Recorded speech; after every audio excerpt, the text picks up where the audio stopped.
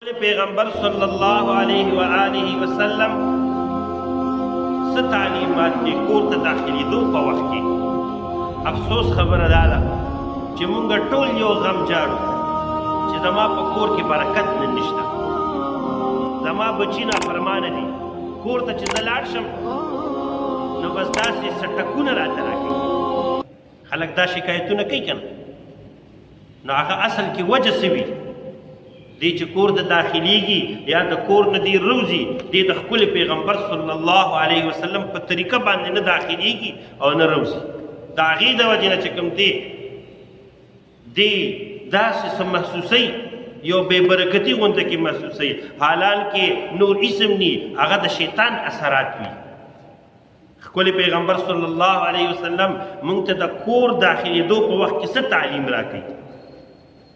وعن جابر رضي الله تعالى عنه أنه سمع النبي صلى الله عليه وسلم يقول إذا دخل الرجل بيته فذكر الله عند دخوله وعند طعامه قال الشيطان لا مبيت لكم ولا عشاء.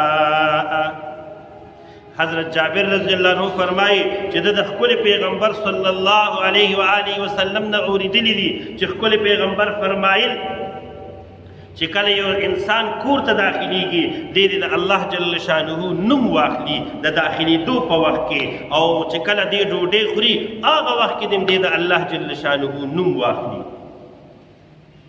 کله چې دی د الله پاک نوم واخلي د داخلېدو په وخت کې او د طعام په وخت کې د ډوډۍ خوړلو په وخت کې، نو قال الشیطان، دا شیطان وی لا مبیت لکم ولا عشاء، چې نه ستاسو دپاره د شپې تېرولو ځای شته دی او نه ستاسو دپاره طعام شته دی.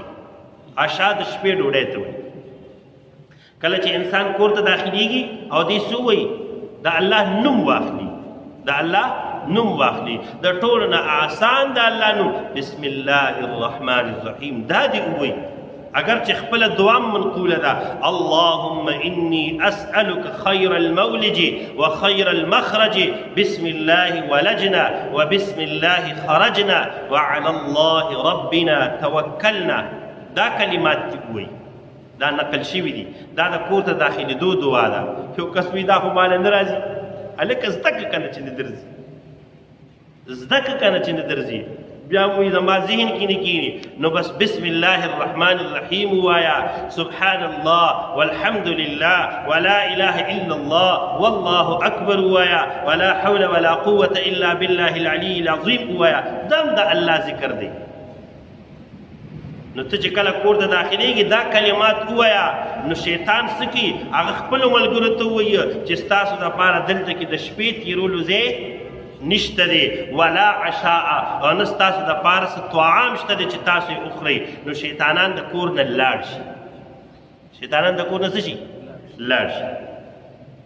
واذا دخل، او کله چې یو انسان داخلېږي فلم يذكر الله عند دخوله، دی د الله نوم وانخلي د داخلېدو په وخت کې، کور ته دی داخلېږي او دی د الله نوم وانخلي، نو قال الشیطان ادرکتم المبیت، دا شیطان دی خپلو نورو ملګرو ته ووایه چې تاسو د شپې ټکانه وموندله، شپې دپاره م ځای وموندلو.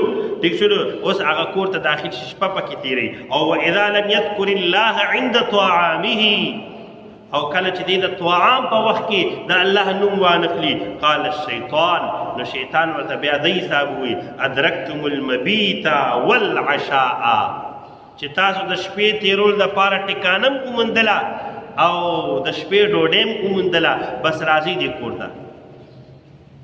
رواه مسلم و ابو داود و الترمذی و النسائی و ابن ماجہ. صحاح ستہ کې مسلم شریف کې، ترمذی کې، نسائی کې، ابن ماجہ کې دا حدیث مبارک راغلی دی، ټولو کتابونو کې راغلی. نو اوس وګوره زمونږ پښتانه لونه څه وایي؟ ډېر لونه دغه حساب وایي چې یاره کور ته زه داخل شم بس جنګ جګړې شروع شي، اولاد مې نافرمانی کوي، زما اولاد خبرې نه مني. دا ستا اولاد ځکه خبرې نه مني چې ستا کور کې څوک داخل شوی دی؟ شیطان داخل شوی دی. او تاسو نه کتلی کله کله یو غریب انسان وي خو هغه د سنت مطابق ژوند تېروي، هغه سره پیسې ډېرې نه وي، هغه سره چې کوم دی د هغه کور دومره عالیشان نه وي، خو د هغه په کور کې څه وي؟ خوشحالي وي پکې. د هغې وجه څه ده چې دی کله کور ته داخلېږي، دی څه کوي؟ د الله په نوم باندې داخلېږي. کله چې د کور نه روځي بیا هم وایي بسم الله توکلت علی الله لا حول ولا قوة الا بالله. دی دا د راوتو په وخت کې هم د الله نوم اخلي، د داخلېدو په وخت کې هم د الله نوم اخلي. نو خدای قرآن ته وګورئ، خپل هم د خپل پیغمبر تعلیمات زده کوي او خپل اولاد ته هم وښایئ. ستاسو کورونو کې به چې کوم دی خوشحالۍ به راشي.